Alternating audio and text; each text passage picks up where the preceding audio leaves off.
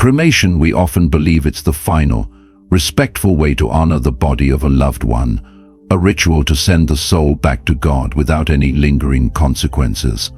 But are you certain that belief is completely true?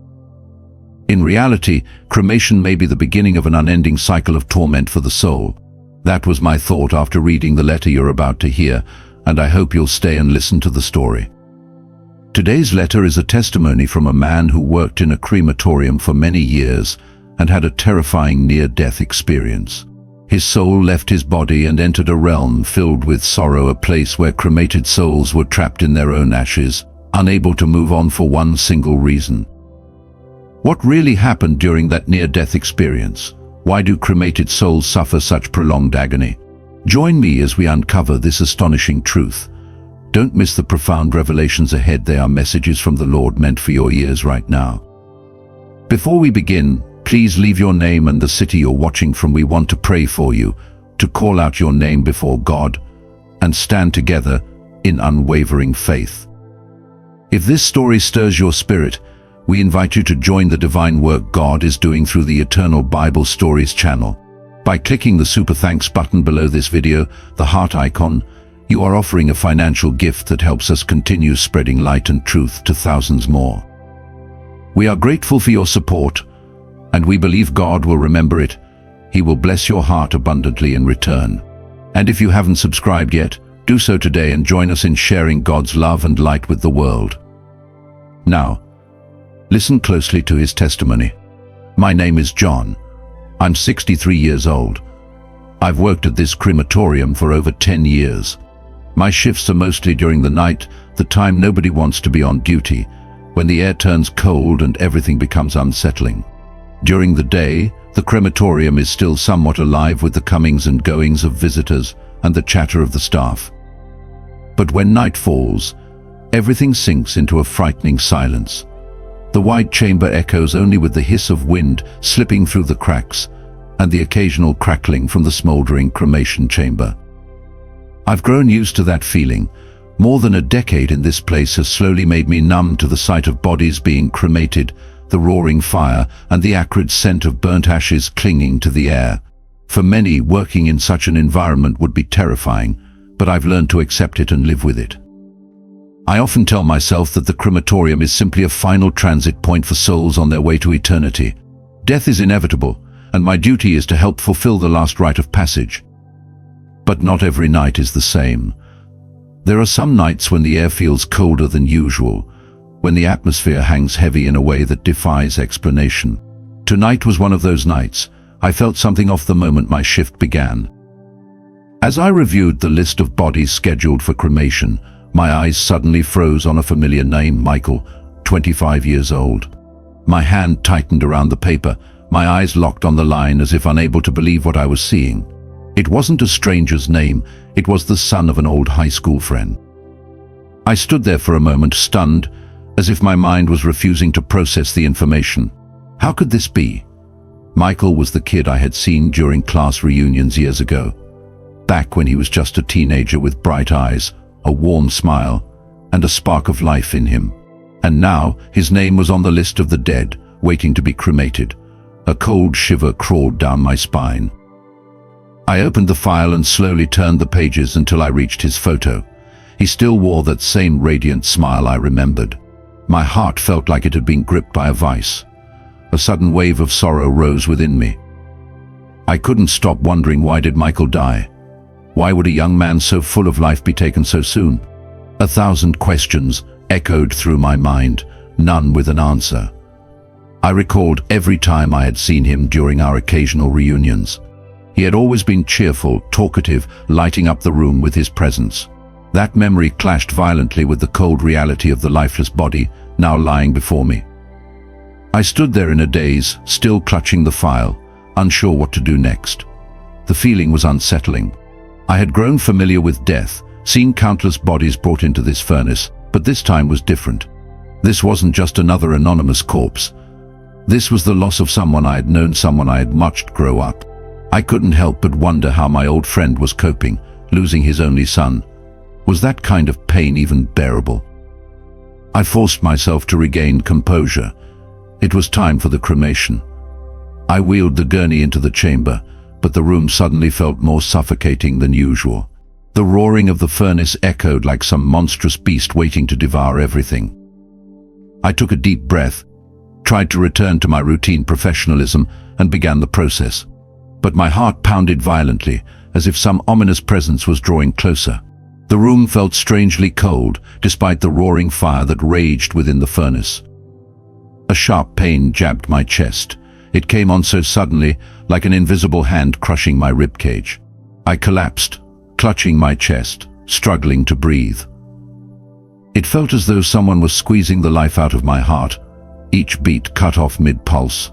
Sweat poured from my forehead, my vision blurred. The room around me dissolved into a swirl of lights and shadows.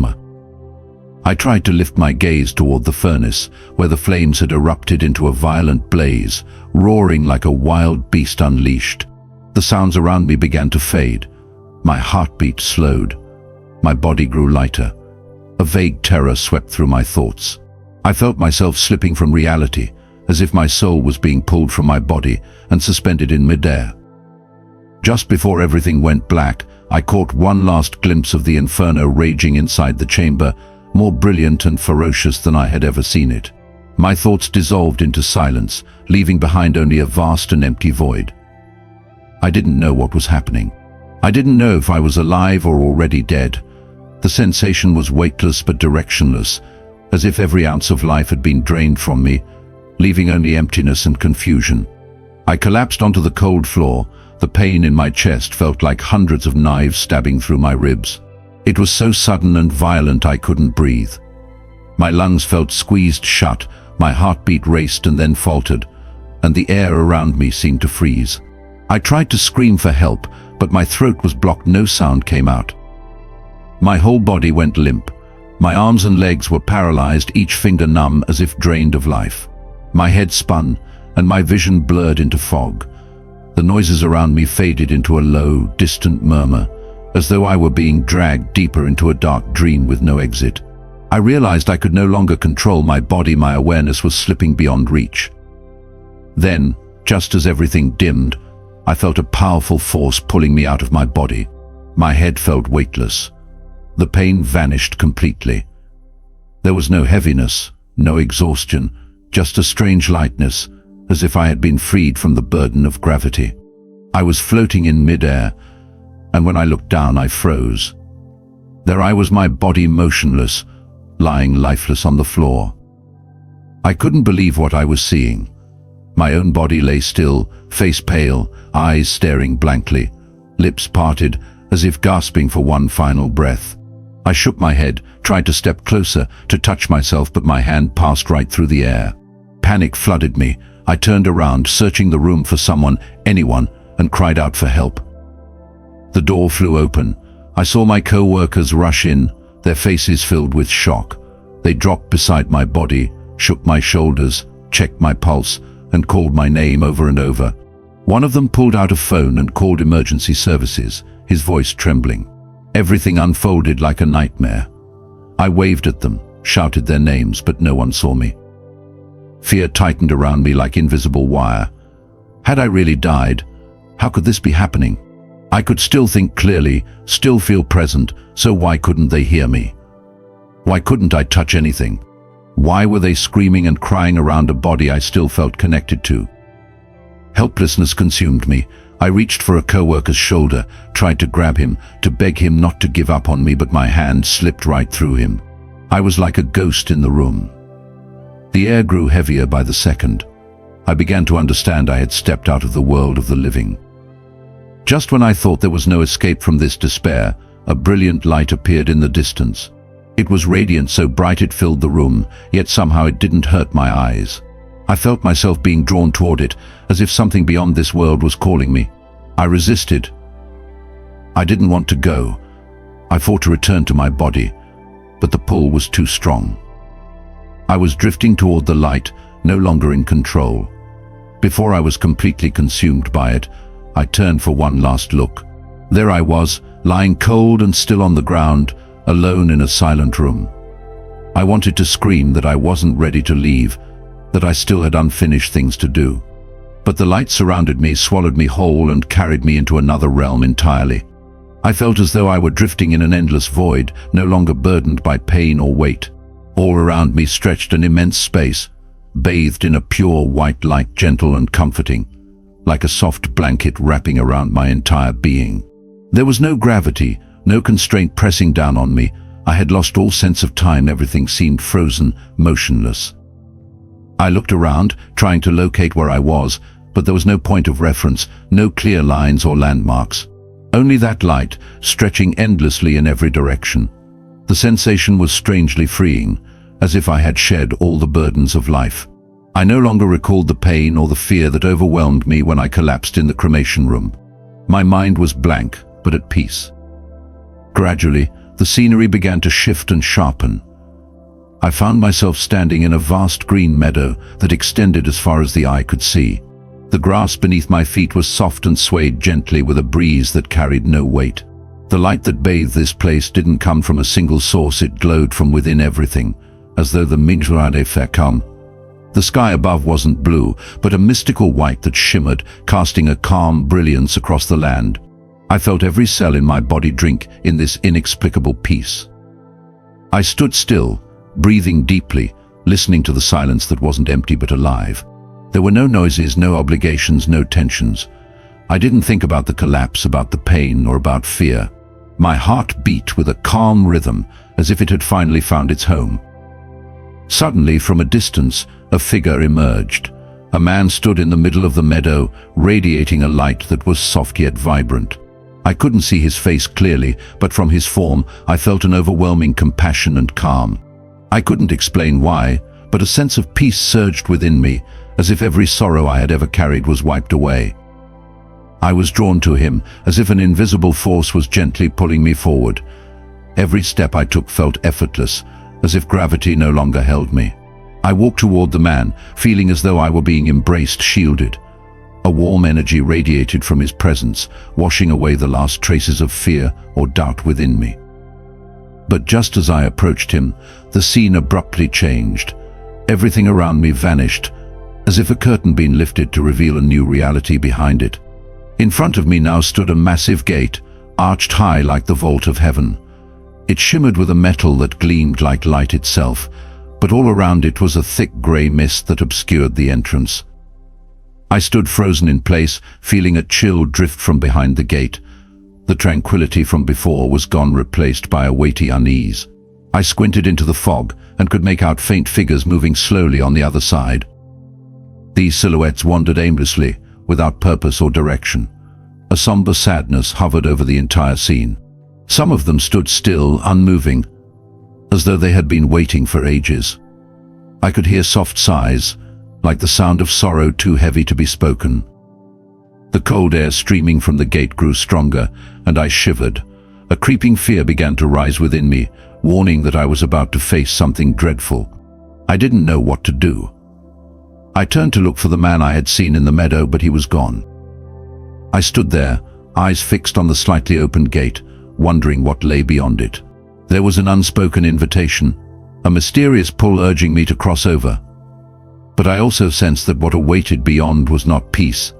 It was a world shrouded in suffering and darkness. A vague dread stirred inside me, a deep spiritual warning that something terrible lay ahead. I stood frozen before the massive gate, a blend of fear and curiosity swirling inside me. The gate shimmered as if it were made of pure silver light, yet it was surrounded by a dense, hovering fog that seemed eager to swallow everything in its path. A chill emanated from within, brushing against my skin and sending a shiver down my spine. I had no idea what awaited me beyond that gate, but some unseen force compelled me to move forward. Slowly the gate began to open with a groaning creak, as if it had been sealed shut for centuries. As it swung wide, I stood stunned by the sight that unfolded.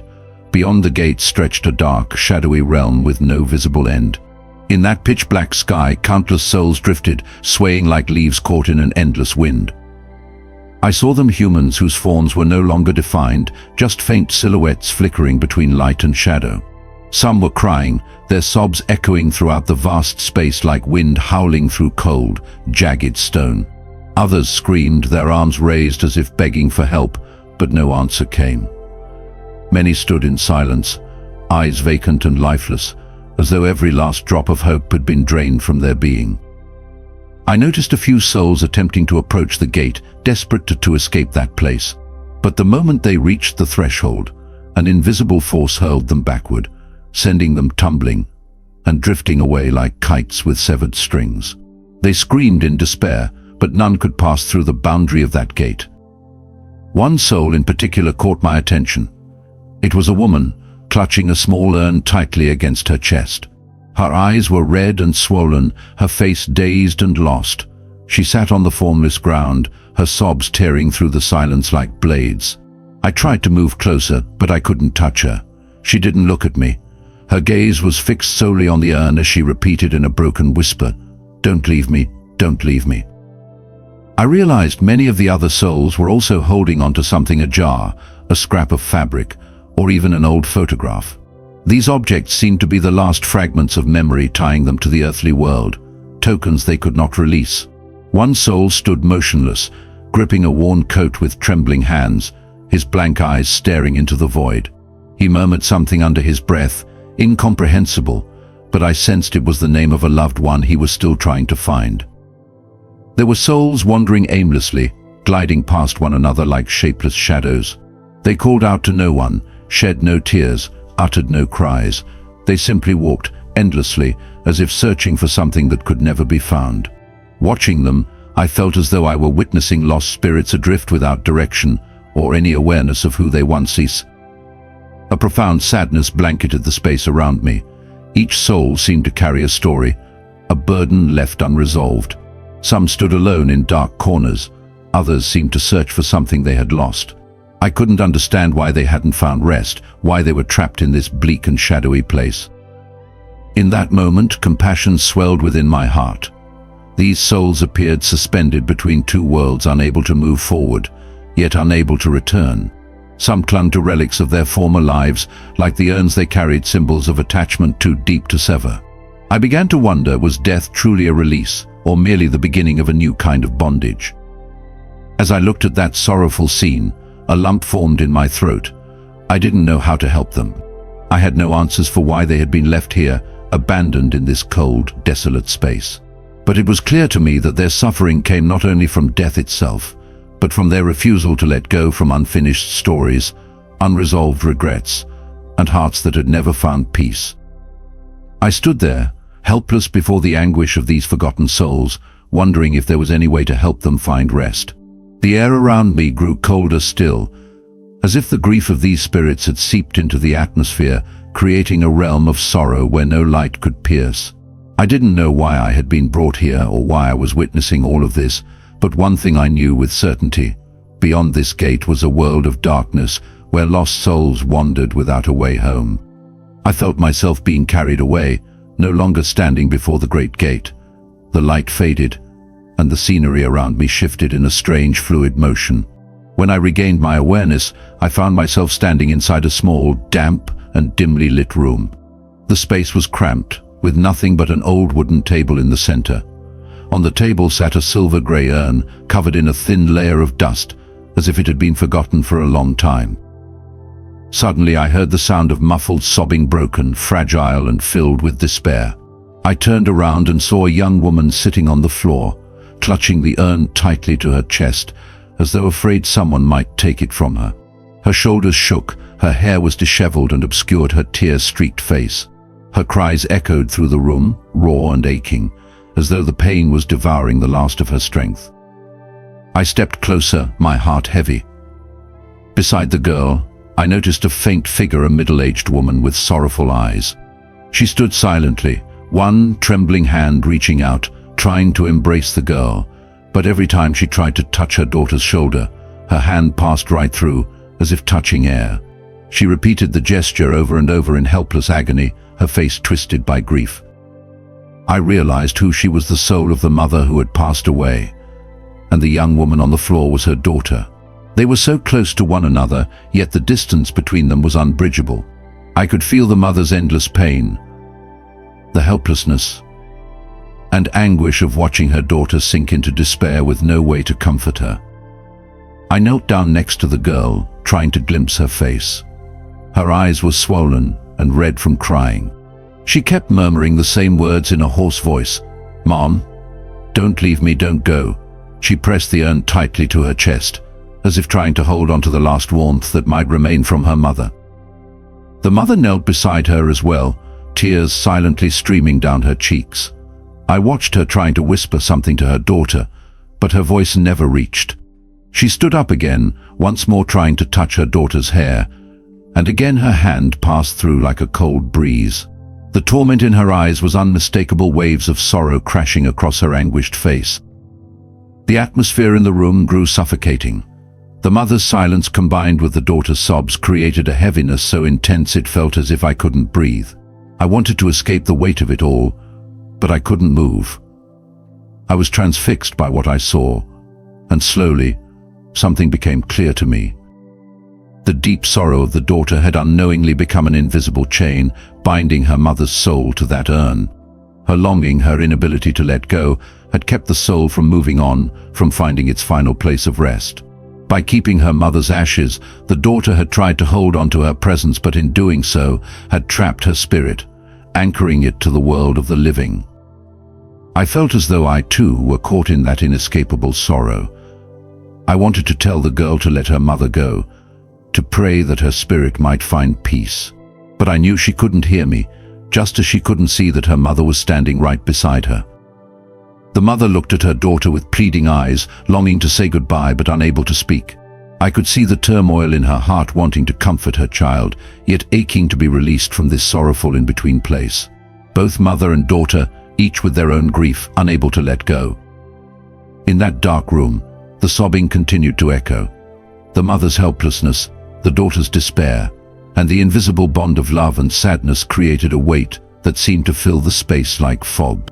I stood still, unsure of what to do, feeling the sorrow saturate every corner of the room. I realized then that sometimes the living think they are holding on to memories, not knowing that their attachment has become a burden, a net that quietly binds the soul and keeps it from passing on. To set a soul free, it's not always about holding on, sometimes it's about learning to let go.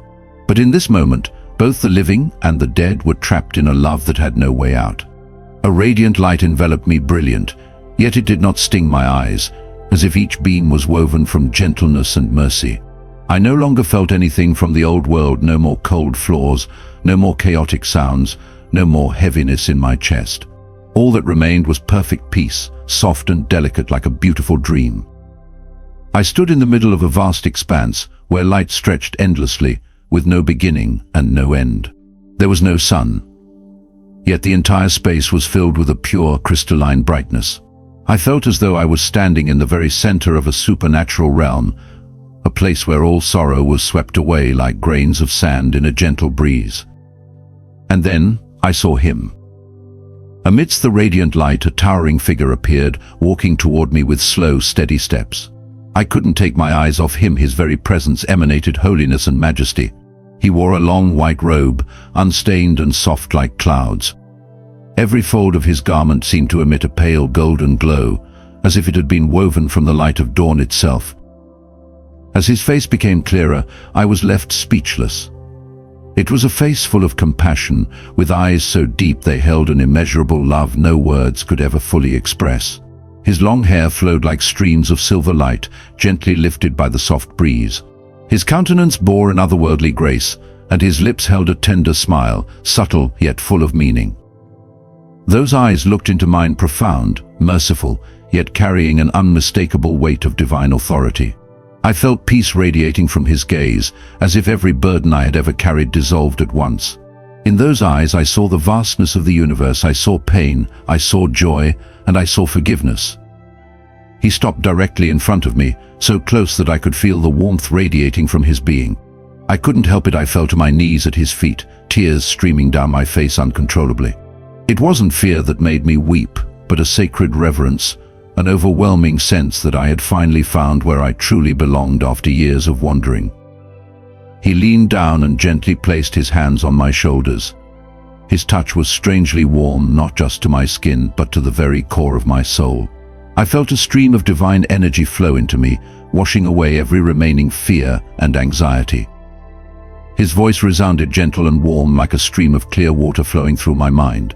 "My child," he said, "cremation is not a sin, but how humans treat the ashes and the soul determines their fate." Each word pierced through me, awakening every corner of my once clouded mind. He continued speaking, his tone soft yet full of power. "When the living treat ashes as a possession, refusing to let go, the soul becomes trapped. Ashes are merely the temporary shell of the soul, but the attachment of the living turns them into chains." I felt the truth within his words. These souls were not bound because of cremation itself, but because of the overwhelming attachment from those left behind. People hold on to ashes as a way to keep their loved ones close, but they don't realize that such actions entrap the soul, preventing it from finding peace. I bowed my head, tears streaming down my face. I began to wonder if I, too, had been living in ignorance. After all my years working in the crematorium, I had never considered that souls might be trapped because of the living's inability to let go. I pleaded with him for guidance, longing to understand more deeply the meaning of release and freedom. He gently placed his hand on my head, and I felt a wave of warmth and serenity wash over me. "Tell them," he said softly, "that true love is in letting go, not holding on. Departure is a part of life. To release does not mean to forget, but to give the soul freedom to find peace. To pray with sincere love, that is how the living can help the dead ascend." I lifted my head, gazing into his merciful eyes, and felt a lightness in my heart unlike anything I had known. I finally understood that true love is not in clutching what has been lost, but in learning to accept and pray for the departed to find rest. He slowly stood, and the light surrounding him grew even more radiant. I felt his presence gradually fade, not disappearing, but merging into the brilliant space around us. Before he completely vanished, I still heard his voice echo clearly, "Share this truth with those who are still suffering. True love is liberation, not bondage." I bowed deeply, my heart overflowing with gratitude and reverence. And when I looked up again, the space around me had changed, but in my spirit, the image of him remained untouched, a symbol of compassion and light. I knew then what I had to do. I had to carry his message forward, to help the living understand how to let go and pray rightly, so that wandering souls might finally find peace. I felt myself being swept away, no longer standing in the radiant light. The space around me shifted rapidly, and I found myself suspended in an entirely different place. In front of me was a scene one would never forget: a massive fire raging violently, its flames rising like demonic tongues, trying to consume everything in their path. But strangely, despite the brightness and ferocity of the flames, I felt no heat at all. On the contrary, a bone-chilling cold seeped into my skin, as if invisible fingers were reaching out to touch me from every direction. I squinted, trying to see more clearly into the fire. Within the blazing red inferno, I could make out faint, flickering silhouettes, souls swaying in the deep crimson glow. My heart sank as I realized they were not just shapes, but actual souls. They were not burning, yet their faces were contorted in agony. Their eyes were wide open, filled with despair and panic. They didn't scream or cry out, but the silence was more terrifying than any scream for help. These souls floated within the flames, as if suspended with no means of escape. I saw a young man, his face pale as snow, his arms reaching out as if trying to grab onto something, anything, in desperate hope. He struggled, trying to break free from the fiery circle, but every time he moved, the flames, almost as if they were alive, instantly wrapped around him, dragging him back to where he started. I could feel the endless torment within him, the desperate desire to be free, and the terror of being devoured by invisible suffering. An elderly woman with long, matted hair hung just a few feet above the ground, her face twisted in pain. Flames danced around her, brushing her body as if trying to burn, yet leaving behind no scorch marks or ashes. She clutched something tightly to her chest, some kind of keepsake, though I couldn't tell what it was. Her eyes were wide open, as though searching for someone, but eventually dulled again in disappointment when no one responded. I turned and looked around, seeing many more souls suspended like this. Some seemed lifeless, no longer resisting, allowing the flames to lick their forms without resistance. Others thrashed wildly, attempting escape, but every step forward was pulled back by the fire, as if they were bound within an endless loop of torment. I couldn't understand why they were here, or why they were trapped in a fire that didn't burn yet caused so much suffering. But the longer I looked, the more I realized these were not evil souls or monsters. There was no rage or hatred on their faces, only deep sorrow and total helplessness. As I stood frozen in confusion, a young soul, perhaps no older than 18, with deep black eyes, suddenly lunged toward me, as if sensing that I might be able to help him. But before he could reach me, a surge of fire erupted and dragged him back. He spun helplessly within the flames, his eyes wide with terror, his arms still reaching outward, desperately pleading for some kind of miracle. I watched him writhe and struggle, his lips forming silent words I couldn't hear. The sight was unbearable, my heart clenched, as if pierced by 1,000 blades. I wanted to help him, to pull him out of that cold, cruel fire, but there was no way to reach him. At that moment a voice echoed gently in my mind, calm yet filled with authority. Only love and prayer can extinguish this fire. The words awakened something in me, flowing through my thoughts like a truth I had always known but forgotten. I realized then that this fire was not created by God, but by loneliness and abandonment. These were the souls of those who had been cremated without any proper farewell. No prayers, no comforting words from loved ones. They had been left adrift, suspended in this in-between place, unable to move on. These flames did not burn flesh, but scorched the soul, leaving the spirit trapped in endless anguish. I understood now that the haste of the living, their indifference, their refusal to take time to say goodbye, had thrown these souls into a spiral of suffering. I lowered my head, overcome with remorse. I had worked at the crematorium for many years, yet I had never considered how rushed ceremonies could trap souls in torment. I had always thought of cremation as merely a procedure, but now I knew the painful truth. It was not the fire, but the negligence of the living that prevented these souls from finding peace. I wanted to do something, to cry out that I finally understood the truth. But the voice returned once more, gently resonating within me. Tell the living that love is not about holding on. It is about praying for the soul to rest. Do not let haste become a chain. Those words etched themselves deep into my heart. I knew then what I had to do when I returned. I had to share this truth with the world, so the trapped souls could be released. But just as that determination settled within me, the flames suddenly roared with renewed intensity, and I felt myself being swept away again, pulled from that place, carrying with me a sorrow that refused to fade. I felt myself being swept away again, the space around me swirling like a vortex of light. When awareness returned, I found myself standing in a small room, utterly different from the fiery realm I had just left. This room had a somewhat cozier feel, but the air was still heavy. Dim light seeped out from shadowed corners, casting an eerie, spectral glow over the space. In front of me were rows of wooden shelves neatly arranged along the walls. Each shelf held cremation urns, carefully placed as if they were treasured artifacts. As I walked closer, I noticed dozens of urns of various shapes and sizes, each bearing unique patterns and colors. But the strangest thing of all was that each urn emitted a faint, flickering glow like candles trembling in a gentle breeze. I approached one particular urn made of ivory-colored porcelain, engraved with the name Arthur M. 1948 to 2023. Its glow was weaker than the others, as if its life force had nearly faded. Suddenly I heard a faint whisper coming from within. I leaned in to listen, the voice ethereal, flickering like it came from a distant world. "Please let me go, I want to be free." I startled, staring at the urn. The whisper came again, this time clearer, more urgent. "I was cremated by choice, but they won't let me go.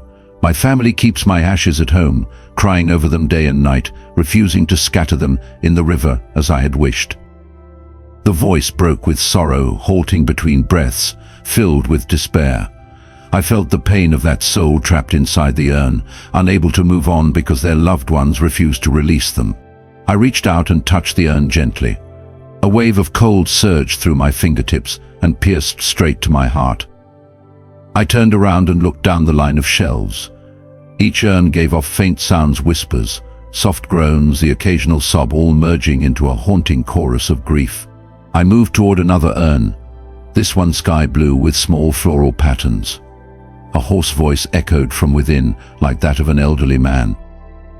"I don't blame anyone, but why won't they let me rest? I left peacefully, but they keep my ashes in the living room, lighting candles and calling my name every day. I no longer belong to that world, and yet I'm kept as a keepsake. Please, just let me go." I felt the unbearable sorrow of those souls. Each urn was an unfinished story, a soul bound by the emotions of the living. The people left behind couldn't accept the loss, unwilling to let go of the last physical trace of their loved ones. But it was precisely this attachment that became an invisible chain, imprisoning the soul inside a cold, lifeless vessel. As I was drowning in this grief, a familiar voice suddenly spoke from behind me. "Uncle John." I turned in shock, and my heart clenched when I saw Michael, the young man I had cremated not long ago. He stood there with gentle, sorrowful eyes. His form glowed faintly, like a candle about to burn out. "Michael, is it really you?" I choked out, on the verge of tears. He nodded and smiled softly. "You don't have to worry about me anymore. I've been released thanks to the heartfelt prayers of my parents and others. I came to tell you I'm okay." I stood frozen, unable to believe my eyes. "But I couldn't do anything to help you. I feel guilty." Michael stepped closer and placed a hand on my shoulder. Though I couldn't feel it on my skin, a gentle warmth enveloped me. "You did everything you could. Don't blame yourself. Help the other souls find what I found: freedom." There was comfort in his voice that eased my heart. The light around Michael grew brighter, and his smile shone like the morning sun. "Thank you for everything." Then, slowly, he faded into a warm golden light, like a soft breeze passing through, leaving behind a sense of peace within me. I turned to the final urn. It was smaller than the others, its pale blue glow flickering weakly. A young woman's voice emerged, trembling. "I miss my child. I want to be near him. But my husband won't let me go. He refuses to hold a prayer ceremony. I hear him cry every night, calling my name, but he doesn't know I'm crying too. I'm trapped. Please, ask him to let me go so I can find rest." I stood still, feeling as though a mountain of sorrow had pressed down on my shoulders. I had never imagined that the living's emotional hold could have such devastating power. They thought that keeping ashes meant preserving memories, but they didn't realize it had become chains that bound the soul in place. I took a deep breath, closed my eyes, and prayed for the release of those souls. I promised myself that when I returned, I would tell others that true love is not about holding on, but about letting go so the departed can rest in peace. When I opened my eyes, the light in the urns had grown warmer, as if they had heard my prayer. A sense of relief spread throughout the room, and I knew I had finally understood my mission to help the living learn to release, so the dead could be at peace. I felt myself being carried away once again, the radiant light around me gently shifting into a soft golden hue, warm like the glow of sunset. The heaviness and sorrow of the souls trapped in urns were gone, replaced by a strangely peaceful atmosphere. My spirit felt light, as if a weightless burden had just been lifted. I looked around and found myself standing on the bank of a wide river. The water flowed gently, shimmering beneath the tender sunlight. The light sparkled on the surface like drifting golden silk ribbons. The surrounding space was silent, broken only by the soft trickle of water, a gentle symphony composed by nature itself. On the riverbank, a family stood gathered. They weren't crying or wailing like those I had seen at the crematorium. Instead, there was solemnity and serenity. A middle-aged man held an urn in both hands, his face calm, though his eyes still carried deep sorrow. Beside him stood a young woman, likely the daughter of the deceased, whispering prayers, her eyes red but no longer frantic. They stood facing the river, preparing for what seemed to be a sacred ritual. I could feel the respect and love in their every motion. The man opened the urn's lid and slowly scattered the ashes into the flowing water. A soft breeze passed by, lifting the white ash into the air before it gently descended and merged with the current. And then I witnessed something miraculous. From that rising ash, A figure emerged, a silver-haired elderly woman with a kind, loving face. She stood right there above the water, smiling brightly like the morning sun. Looking closely, I realized it was the soul of the woman the family had been praying for. I held my breath, stunned by the sight. There was no struggle or pain, no fear like the trapped souls I had seen before. The elderly woman looked down at her family, her smile radiant, her eyes glistening with boundless joy. I saw her bow her head, as if to thank her children for honoring her final wish.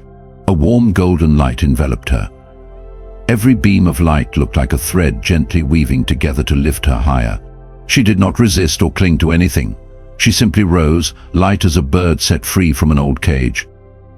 As she faded into the light, I heard a voice, deep and tender, whisper in my ear like a breeze, "Learn to let go, so that the soul may be free, and the living may find peace." A powerful current of energy surged through my body, as if that message had etched itself deep into my heart.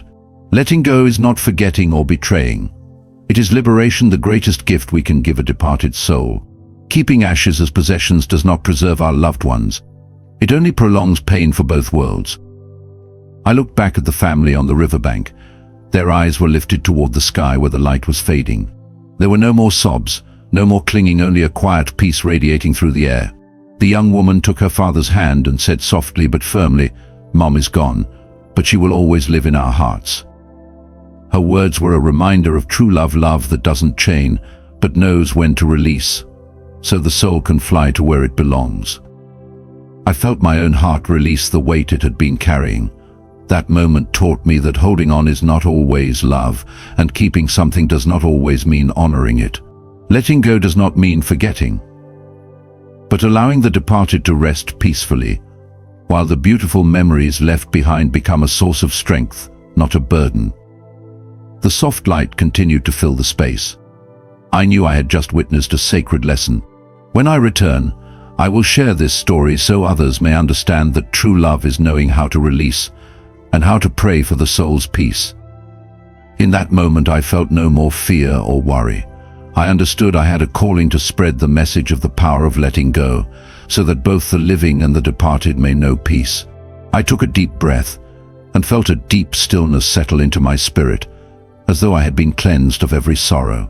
I stood there, still in the peaceful glow of the river and the soft golden light, when suddenly the scene around me shifted without warning.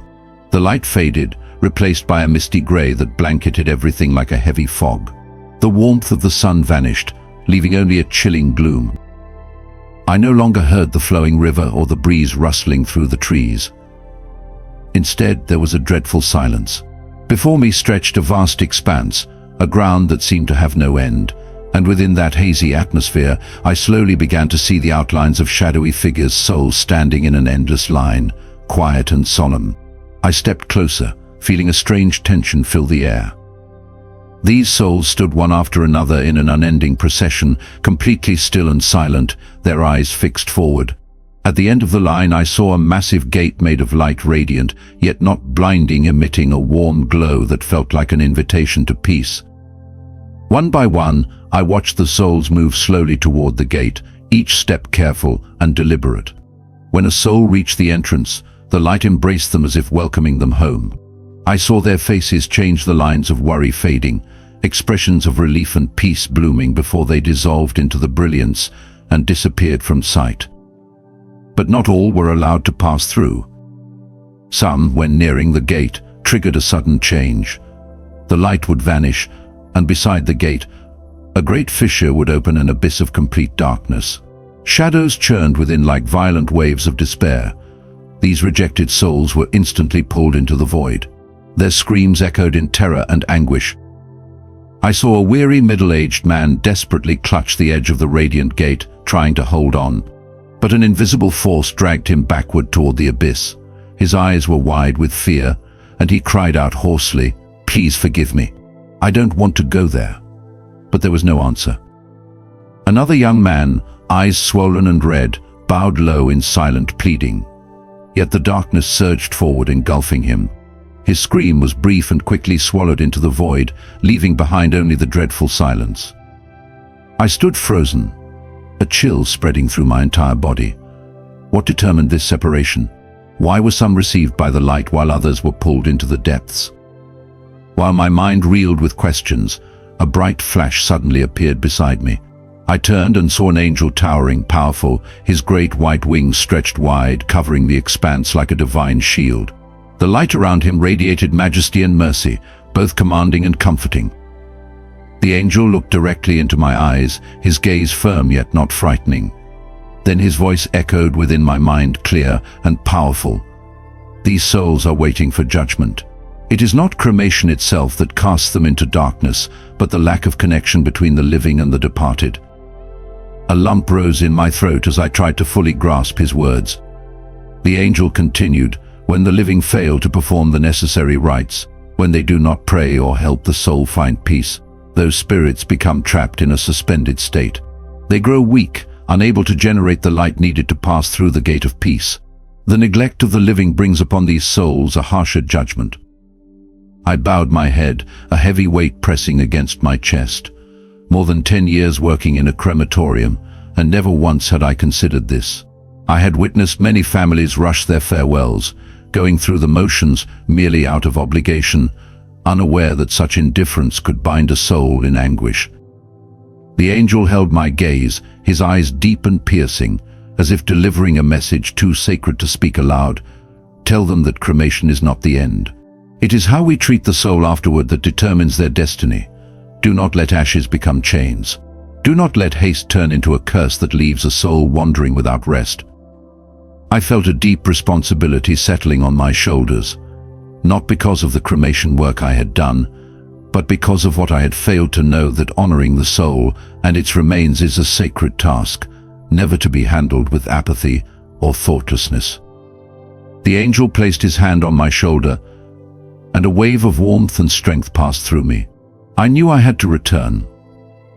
I had to share what I had seen to help the living understand that love is not in holding on to ashes, but in praying for peace and release. The true act of love is to let go in the right way, so that the soul may find its way back to the light.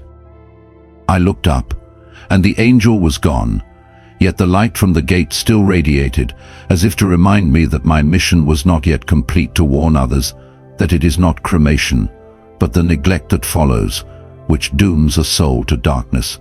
I knew I had to go back, to do what was right, to help the forgotten find freedom. I stood in a vast space, yet the darkness was so suffocating it felt like the air itself had weight. The light here was faint, dim, as though struggling to survive in a thick atmosphere of sorrow. There was no wind, no sound, only a deathly silence blanketing everything. I could feel the cold creeping deep into my bones, as if every trace of life had been drained from this realm. Looking around, I gradually noticed the silent figures scattered throughout. They stood motionless, like statues layered in the dust of time. No one moved. No one spoke. The silence itself was stifling, like an invisible weight pressing down on all things. I had the distinct feeling I was standing in a place utterly abandoned, a land where neither hope nor life remained. In the dim light, I spotted a small altar at the center of the space, surrounded by a circle of souls. The altar was made of old wood, thick with dust. Faded photographs lay upon it, alongside half-burned candles and flowers long since withered. The souls around it stared with empty, mournful eyes, as though waiting for something or someone that would never come. I stepped closer, trying to see their faces more clearly. Most of them were elderly, with worn, weathered expressions. Their eyes had long lost the light of life. No one cried, no one uttered a complaint, but the silence they bore grieved me more than any sound could have. It was as if they had grown accustomed to this sorrow, used to waiting in vain, day after day, year after year. Then I noticed an old man standing quietly beside the altar, his hand gently resting on a faded photograph of a young woman. His gaze lingered on her image with a look of deep reflection and regret. Though long deceased, his soul still could not leave.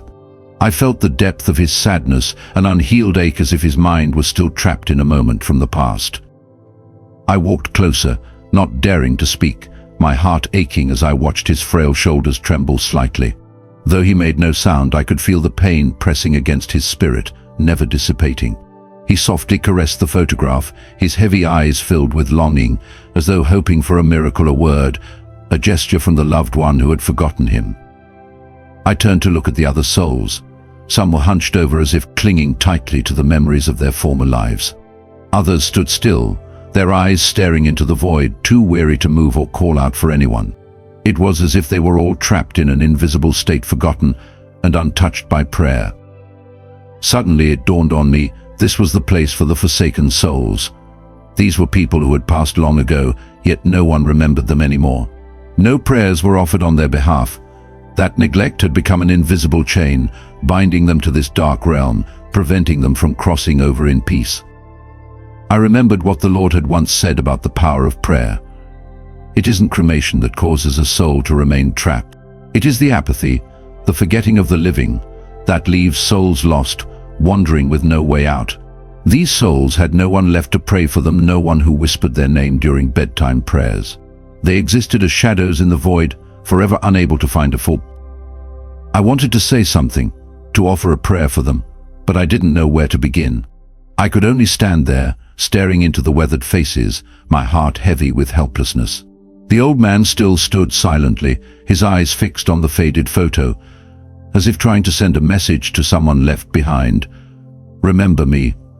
Pray for me. Don't leave me in this place. All around, the other souls mirrored him, wanderers lost with no map home, trapped in a whirlpool of oblivion. No light to lead them, no voice of love to call them back. They no longer knew how long they'd been here, only that they waited, hoping that someday someone would remember them and speak their name in prayer. I realized that sometimes the living don't forget out of cruelty, but their unawareness alone is enough to condemn a soul to this solitude. Prayer is not just a comfort for the dead, it is a bridge that lifts a soul out of the limbo between two worlds. I took a deep breath, the cold wrapping tightly around me. A silent prayer rose from within me. Lord, please light the path for these lost souls. Touch the hearts of the living, so they will remember those who have passed. Let their prayers reach these souls, so they may find the way to peace. The space remained quiet, but I felt a subtle sense of relief beginning to stir in the atmosphere. Perhaps even one sincere prayer, one small memory, is enough to ignite a light in this shadowed realm. And I knew in that moment I must speak of this to the living, so that no soul would ever again be left behind, forgotten and alone. The space before me began to shift, as if a violent wind had torn through everything. The gentle light that had once surrounded the forgotten souls faded away, replaced by a deep crimson hue that engulfed the entire sky. An overwhelming sense of suffocation filled the air, as though I had stepped into a cursed realm, one heavy with unrelenting guilt and regret with no escape. I looked around and found myself in a barren, desolate wasteland. The ground beneath me was dry and cracked, as though it had been scorched for centuries. The atmosphere was thick, oppressively heavy, dragging down each breath I took. In the distance, shadowy figures appeared, not standing still as in the previous realm, but writhing, caught between memory and reality. I moved slowly, cautiously, afraid that any sound might shatter this fragile, tormented space. Suddenly I saw a man kneeling on the scorched earth. His hands trembled violently, clawing at the ground as if trying to cling to the last remnants of strength.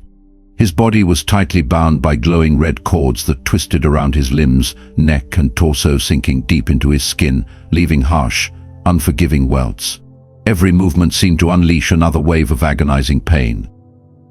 As I stepped closer, I could feel the desperation radiating from his eyes sunken and dark, filled with terror and remorse. His head hung low, whispering to himself in broken, fragmented murmurs, as though lost in an endless internal trial.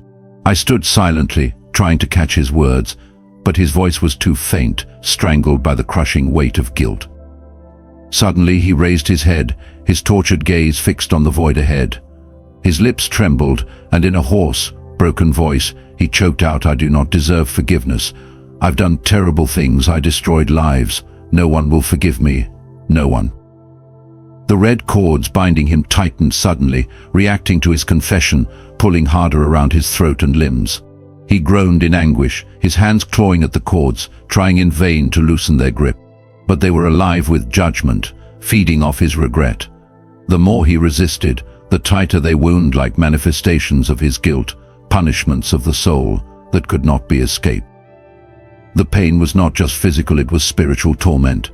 Those glowing red cords were not simply restraints, they were the embodiment of unhealed remorse, sins never confronted, and the weight of forgiveness never asked or received. And in that place the soul could not lie. Regret was no longer a feeling, it had become a prison. I stepped back slightly, afraid to touch him, fearful that any attempt to intervene might intensify his suffering. Beside him, I noticed another soul, a middle-aged woman clawing at her own arms. Red marks formed all over her skin, not bleeding, but weaving into thin threads that began to wrap tightly around her wrists like cords spun from anguish. In a hoarse, cracking whisper, she repeated, "I abandoned my child, I never said sorry. Oh God, forgive me." All around, other souls suffered the same fate, trapped within the weight of their own unforgiven sins, unable to move toward peace. It became painfully clear to me this was a place for the souls who had not been forgiven. In life they had caused deep harm to others, and in death no one had offered them forgiveness. Their remorse twisted into red cords, haunting, binding them in an eternal state of torment. I turned again to the man in front of me. His eyes silently pleaded for help, but I had no idea how to respond. I softly asked, "Why are you bound like this?" He looked at me, tears streaking down his face, his voice trembling. "When I was alive, I did terrible things. I never apologized to anyone. I never took responsibility. And when I died, no one prayed for me. No one forgave me. The regret, it clings to me. And now I'm trapped. I can't leave this place." In that moment I understood. These souls weren't imprisoned by some external demonic force, they were bound by their own sins, by their refusal to repent while alive, and by the absence of forgiveness from the living. Forgiveness wasn't just a noble act, it was the key to release for both worlds. Without it, these souls would remain entangled in their guilt, unable to find peace. As I stood there in silent reflection, a gentle voice spoke in my mind, a voice like a sacred whisper. "Teach the living to forgive, not only to free themselves, but to help lost souls find peace." I bowed my head, my heart growing heavier with each beat. These souls would remain shackled in endless sorrow unless someone remembered them, forgave them, or prayed for them. In life they had refused repentance. In death they were forgotten, abandoned by those who might have set them free. I realized then that my purpose wasn't just to witness this place, but to carry its truth back into the world. I had to share this message, that forgiveness is not only healing for the living, but a light to guide the condemned. Even those who have hurt us, especially them, need our prayers, so their souls might escape the torment of eternal regret. Looking again at the souls bound in red cords, I made myself a promise. When I returned, I would urge others to forgive not just those they love, but even those who had wronged them. I would ask them to pray for the fallen, so that no soul would be left imprisoned by guilt, so that peace could find even the darkest corners of the afterlife. I knew this was the only way these tortured spirits could be released from a punishment that did not come from God, but from themselves, and from a world that had refused to forgive. I stepped out from the dark realm where souls were bound in guilt and regret. The air there had been thick, heavy with the weight of unspoken sorrows and unhealed wounds. My heart, too, carried that burden, a gnawing ache of remorse that clung to me like damp cloth. But as I crossed the threshold, something shifted. A gentle light flickered in the distance, faint at first, then growing steadier, warmer, beckoning me forward. Each step felt lighter, as though the gloom was peeling away, layer by layer. A miraculous sensation stirred within me, a quiet promise of release. The space before me unfolded into brilliance, bathed in a warm, tender glow. It was the antithesis of the cold despair I had just escaped. This place pulsed with peace, radiated joy. The oppressive weight on my shoulders dissolved, and the fear that had once gripped my soul slipped away like mist under the sun. A soft breeze brushed past, carrying a fragrance as delicate as spring blossoms unfurling after a long winter. It was as if the very air sang of hope, of renewal. I looked around, my eyes wide with wonder. Souls were rising gently into the sky, their forms unburdened, weightless. There were no chains here, no sorrowful gazes clouded with pain. They floated freely, like birds catching the wind, their faces alight with happiness and serenity. Light enveloped them, shimmering like golden dust caught in a sunbeam. There was no struggle, no trace of regret, only a profound calm, as if they had finally shed every earthly tether. I stood in silence, overwhelmed by the beauty before me. My gaze fell upon a young mother among the ascending souls. Her face glowed like the morning sun, radiant with joy and tranquility. Around her, tender prayers drifted like whispers on the wind, lifting her higher, ever higher. I heard sacred murmurs, soft and melodic, like a heavenly chorus. "Mom, I pray that you find peace. Mom, rest well." The voices were unmistakable, her children, their words woven with love and sincerity. Their prayers were not mere words, but living threads, heart to heart, stretching from the land of the living to this realm of eternity. Other souls shared in this peace. Fathers stood with gentle smiles, their arms open as if to embrace the prayers of their families. Elderly grandparents, their expressions kind and serene, were wrapped in a soft glow, the light around them like a warm cloak. I understood then. These souls had been released. They were no longer bound by sorrow or guilt, because those they left behind had learned to pray, to forgive, to let go. The miracle lay not in the act of prayer itself, but in the love and sincerity poured into it. The living had remembered their names, had spoken them with faith and compassion, and those prayers had crossed the veil, lifting weary souls toward peace. In that moment I knew this was no fantasy. This was the true power of prayer, its ability to heal not only the living but to guide the departed home. Prayer was not a hollow ritual, but an invisible bridge between worlds. Each sincere word, each heartfelt plea was like a gentle breeze nudging a soul upward, freeing it from torment and sorrow. My thoughts drifted to the souls I had seen in the dark realm, those still trapped in shadows. They had seemed abandoned, writhing in endless regret, their forms weighed down by red cords of guilt and shame. I wondered, if someone had prayed for them, could they have found this light? Could those cords have dissolved if they were forgiven? The question lingered, heavy in my heart. Then, a gentle voice spoke beside me, clear as a bell, yet soft as a whisper. "Prayer is the cry of the heart," the angel said. "Forgiveness is the key that unlocks release. When the living send their prayers with love and reverence, the soul is set free. But when the living cling to resentment or refuse to forgive, the soul remains bound in agony." I nodded, the truth of those words settling deep within me. What I had witnessed was not merely a vision, it was a calling. I had to share this truth, to tell others that prayer was not a lifeless formality, but a divine force that could bring peace to both the rising and the dead. Only by releasing hatred and embracing forgiveness could the lost find their way to the light. A new strength surged through me, replacing the heaviness of sorrow with a clear, unshakable resolve. I would carry this story to everyone I met. I would teach them to pray not with rote words, but with their whole hearts, so no soul would be forgotten, no spirit left to languish in the shadows. The thought filled me with purpose, a fire kindled in my chest. As I watched the souls rise higher, their forms blending into the radiant light, my heart grew calm. I understood now that if even one person on earth could pray with true sincerity, no soul, no matter how lost, would remain in darkness forever. Prayer was a beacon, a lifeline that stretched across the divide, guiding the departed home. And in that act of praying, the living, too, found healing peace for their own wounded hearts. I lingered there, bathed in the glow, reluctant to leave. The fragrance of blossoms still hung in the air, the melody of prayers a soft hum in the distance. I thought of those I had lost, those whose names I could still speak in prayer. I vowed to pray for them, to forgive them, to let them go. And in doing so, I knew I would find my own peace. The light grew brighter, enveloping me, and I felt a quiet certainty take root. This was the miracle of prayer, not a fleeting moment, but an eternal truth. It was the power to mend what was broken, to free what was bound, to bring light where there was darkness. And as I turned to carry this truth back to the world, I knew I would never be the same. I found myself standing before an old wooden door, the silence around me so profound that I could hear my own heartbeat. Gently I pushed the door open and immediately realized that this place was unlike any I had seen before.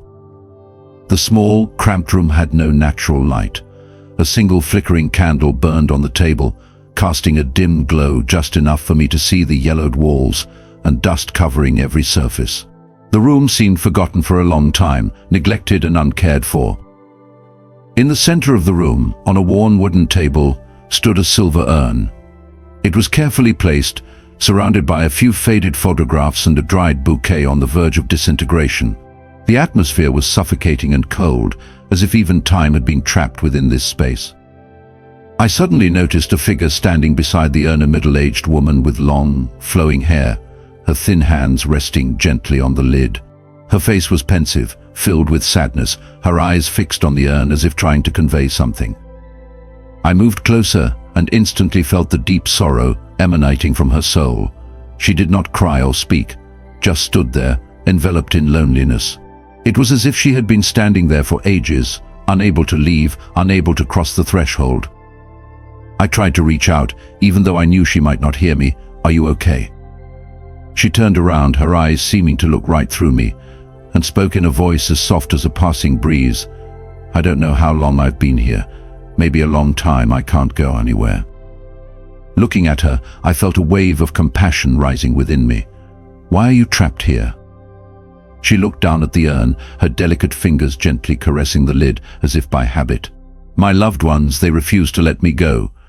They keep this urn in the room, lighting a candle every day and talking to me. They think that keeping my ashes means keeping me. But I can't leave, I can't find my way to where I belong." I realized then that it was the excessive attachment of the living that had unintentionally created chains binding the soul. They kept the urn as a memento, unaware that this act kept the soul from finding peace. She did not blame them, but it was clear that their clinging had trapped her between two worlds.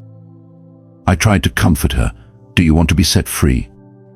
She nodded gently, her voice as small as if afraid to disturb the silence. "I want to rest. I want to be free. But they don't understand. They keep holding on. They believe I still need to be here to protect the family. But in truth, I am no longer myself. Only memories and their longing remain." I felt an invisible weight pressing down on my shoulders. I had witnessed families unable to let go, unwilling to allow their loved ones to rest in peace. But now I truly understood that keeping the ashes out of obsession had unintentionally turned them into shackles binding the soul. I looked around the room and saw old photos carefully displayed, candles that had almost burned out but were still lit anew every day. It was clear that her family loved her deeply, but they didn't realize that their love was actually restraining the soul of the departed. I turned back to see her still standing quietly by the urn, her hands resting on the lid, as if trying to reclaim a lost warmth. I wanted to help her, to tell the family to let her rest in peace. I recalled the words of the Lord, "Letting go is not forgetting, it is liberation. Let love set the soul free." Looking at her contemplative face, I knew what I needed to do. I had to spread this message that keeping ashes is not a way to hold onto a loved one. Sometimes letting go the right way is the most complete form of love. Praying for the soul's release is the true way to grant peace to the departed. She looked at me one last time, her eyes reflecting a hint of hope. If someone could tell them, if someone could help me, I just want to rest, no longer trapped in this place. I bowed my head, filled with determination. When I returned, I would share this story. I would tell everyone that true love is not about keeping the ashes, but about allowing the soul to return to tranquility. I wanted to help her and other souls break free from these bonds. In the faint glow of the candlelight, I whispered a prayer for her. "Lord, please enlighten her family so they may understand that true liberation is the most sincere form of love. Let her soul be free, no longer caught in regret and attachment." Gradually, the atmosphere became lighter, and I sensed that she seemed to smile a small, relieved smile. I knew that hope remained as long as the living understood the soul would peacefully depart. I left the room, carrying the mission to help souls find their true peace. I was still standing in the small room with the urn, feeling the weight of the atmosphere pressing heavily on my heart. Everything I had just witnessed left my soul burdened. I knew I couldn't remain here forever, couldn't just witness pain and sorrow without doing something. I had to return, I had to change the way the living treated ashes and the souls attached to them. Taking a deep breath, I tried to center my thoughts.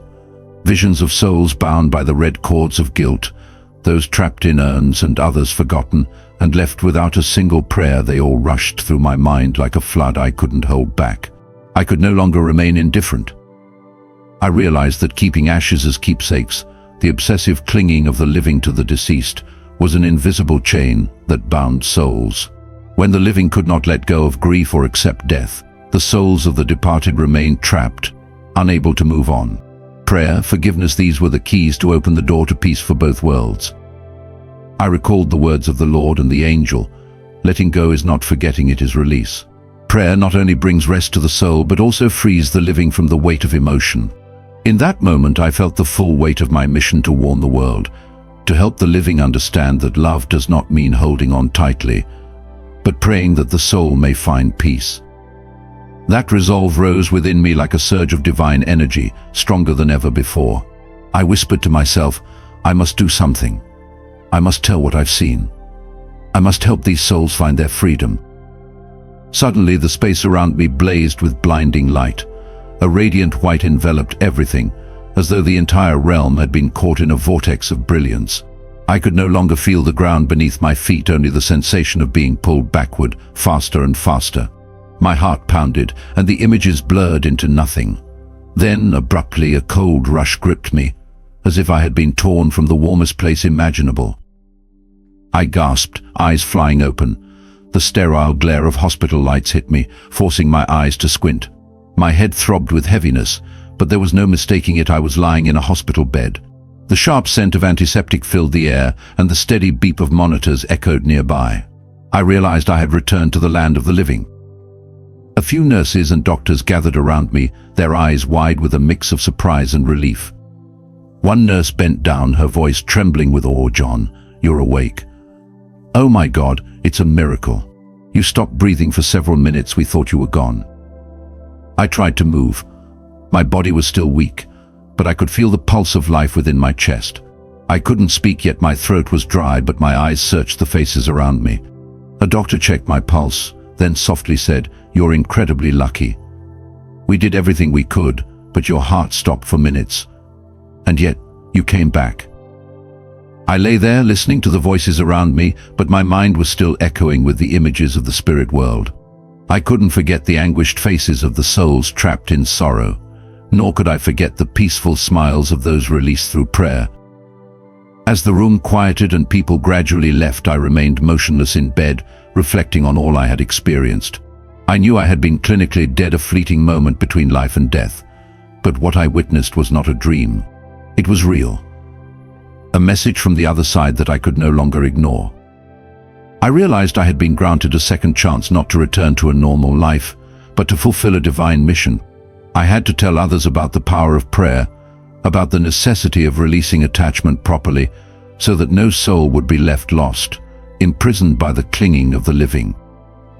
In the days that followed, I often sat alone in silence, reflecting deeply on all I had seen and heard. I began writing down every detail of the journey, careful not to leave anything out. I knew some might doubt my story, but that didn't matter. I had seen the truth and I had to share it, so those souls could finally find rest.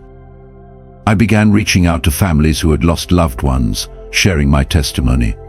I encouraged them to pray with sincerity, to release their grief, and allow the souls of the departed to be free. I wanted them to understand that holding on to ashes is not the way to hold on to a person. Only through prayer and forgiveness could a soul truly return to peace. I was no longer afraid of death, because I now knew that death was not the end.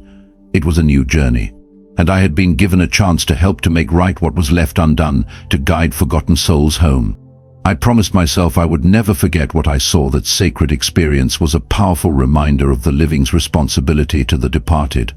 Today's story is a powerful reminder of the sacred connection between the living and the departed.